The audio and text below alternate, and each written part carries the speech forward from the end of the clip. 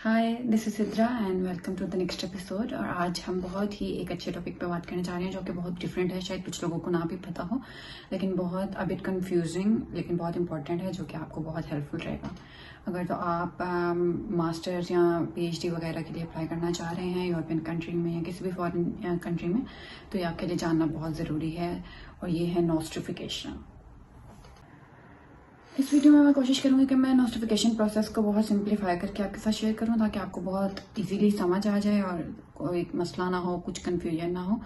और इसमें मैं आपको सब बताऊंगी कि आपने नोटिफिकेशन कब करवानी होती है और ये करवाना क्यों ज़रूरी है, इंटरनल और एक्सटर्नल नोटिफिकेशन में क्या डिफरेंस है, और इसके लिए आपको कौन से डॉक्यूमेंट्स रिक्वायर्ड हैं और किन किन पे आपने ये करवाना होता है।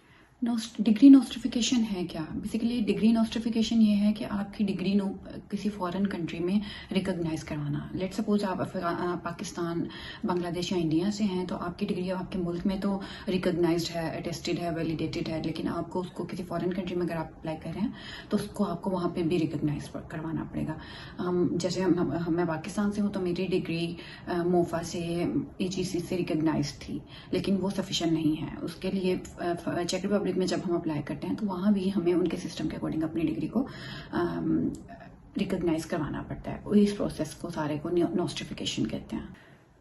नोस्टिफिकेशन आपके किसी भी यूनिवर्सिटी डिग्री को किया जा सकता है, हाई स्कूल सर्टिफिकेट को किया जा सकता है, डिप्लोमा को भी करवाया जा सकता है, और कभी कभी मास्टर्स के लिए भी मास्टर्स डिग्रीज को भी करवाया जा सकता है अगर आप PhD के लिए अप्लाई कर रहे हैं।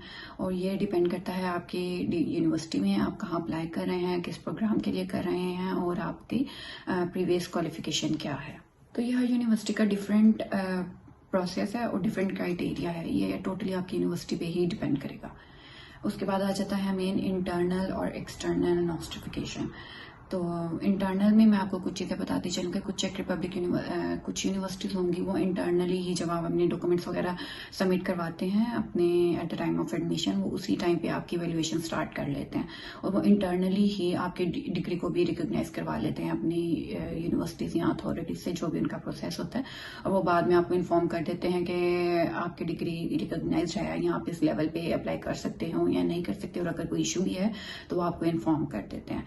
तो ये तो आ जाता है इंटरनली, और ये एक स्लाइटली इजी वे है कि आपकी यूनिवर्सिटी खुद ही ये प्रोसीजर कर ले जहाँ पे आपने अप्लाई किया। दूसरा आ जाता है एक्सटर्नल नोटिफिकेशन। इसमें ये है कि यूनिवर्सिटी आपकी नहीं करेगी, और आप वो स्टूडेंट को कह देगी कि वो खुद से नोटिफिकेशन करवाए, और फिर यूनिवर्सिटी को वो डिग्री सेंड करेंगे। वो एक डॉक्यूमेंट मिलता है नोटिफाइड का, वो सेंड करे। तो उसमें स्टूडेंट ने खुद करवाना होता है। लेट सपोज के मैं पाकिस्तान में हूँ और मुझे यूनिवर्सिटी ने कह दिया कि जी आप अपना डिग्री नोटिफाई करवा के तो हमें दें, ताकि हमें पता लगे ये यहाँ पे भी इक्वलेंट है BSK के नहीं। तो उसके लिए फिर ये है कि आपने स्टूडेंट ने वो खुद करवाना होता है, और ये थोड़ा टाइम टेकिंग है। इसमें आपको ऑलमोस्ट 60 डेज लग जाते हैं करवाने में। और ये आप याद रखें कि आप नोटिफाई करवाएंगे फॉरेन कंट्री पे जहाँ पे आपने अप्लाई किया हुआ है। जैसे चेक रिपब्लिक है, तो यहाँ पे इनकी रीजनल अथॉरिटीज और इनकी पब्लिक यूनिवर्सिटीज जो हैं वो डिग्री नोटिफिकेशन का काम करती हैं। तो मैं पाकिस्तान या किसी दूसरे एशियन कंट्री में बैठे हुए जो स्टूडेंट्स हैं वो अपनी डिग्री को प्रॉपर फॉर्मेट में चेक रिपब्लिक भेजेंगे, उनकी रीजनल या पब्लिक यूनिवर्सिटी से अपॉइंटमेंट लेके वहां पे बुक करवाएंगे, और फिर अपने डॉक्यूमेंट वहां भेजेंगे, और वो फिर इसको वैल्यूएट करके आपको एक नोटिफाइड डॉक्यूमेंट देंगे। तो ये एक्सटर्नल नोटिफिकेशन है। अब मैं आपको इसमें बताऊंगी कि इसमें आपको कौन कौन से डॉक्यूमेंट्स रिक्वायर्ड हैं आपके पास। ओरिजिनल आपकी degree, transcript, marksheet, passport copy, और एप्लीकेशन फॉर्म, और चेक ट्रांसलेशन आपकी होनी चाहिए। ठीक है, और आपने इन सब डॉक्यूमेंट्स को एक फाइल बना लेनी है। एक प्रॉपर फाइल बना के आपने अपने डॉक्यूमेंट्स लेके जाने हैं, और अपने हाई कोर्ट में जो डिफरेंट सिटीज़ हैं पाकिस्तान में वो अपने देख लें, और वहाँ पे आपने हाई कोर्ट में लेके जाने हैं। वहाँ पे एक प्रॉपर इस काम के लिए बैठे होते हैं, और आप उन्हें कहें कि आपने ये नोटिफाई करवाना है, तो वो एक येलो, गोल्डन या ग्रीन सी एक स्टैम्प लगा के आपको देते हैं डॉक्यूमेंट पे, आपके डिग्रीज वगैरह पे, जिससे वो एक ऑथेंटिसिटी हो जाती है कि जी यहाँ से ये कंप्लीट नोटिफाइड है और ये अब हम फॉरेन कंट्री में भेज रहे हैं। उसके बाद आपने वो अपने डॉक्यूमेंट, मैं यहाँ पे इमेज अटैच कर दूंगी नोटिफाइड वो स्टैम्प्स का जो हम अपने पाकिस्तान से मैंने लगवाए थे। उसके बाद आपने ये भेज देने हैं चेक रिपब्लिक में अपनी उस यूनिवर्सिटी से या रीजनल अथॉरिटी से जहाँ से आपने अपॉइंटमेंट बुक की है।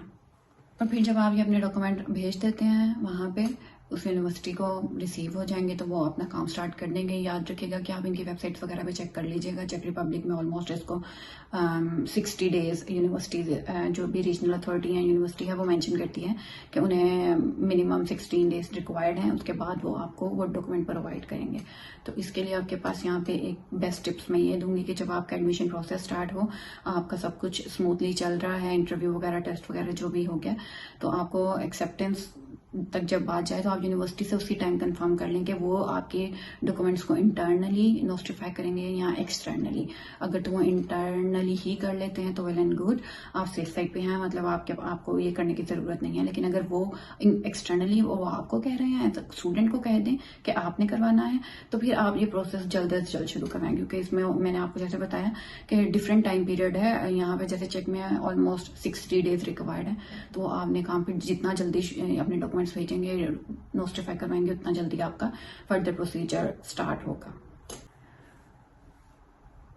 और अगर एक बात और यहाँ पे मैं मेंशन करना चाहूंगी कि अगर आपको एक्सेप्टेंस लेटर भी मिल गया है और आपके बाद ये बात जहन में नहीं है, तो मैं यहाँ पे आपको ये कहना चाहूंगी कि आप खुद यूनिवर्सिटी से पूछ लें फिर भी उस टाइम पे कि यहाँ पे नोटिफिकेशन की ज़रूरत है या नहीं।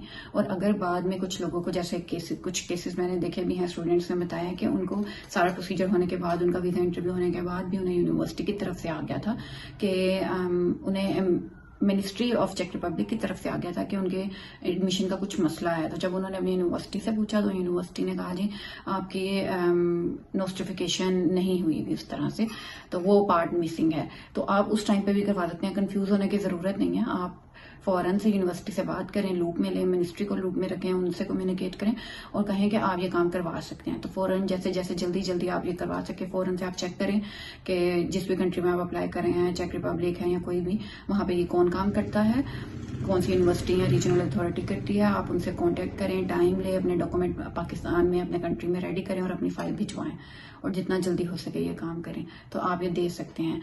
अगर किसी बात में मिनिस्ट्री आपसे कोई एक्सप्लेनेशन मांग रही है तो उसकी आप एक्सप्लेनेशन दें, उसमें गिव अप करने की जरूरत नहीं है। और ना इसका मतलब है कि आपका काम जो है वो रिजेक्ट हो गया है या वीजा नहीं मिलेगा।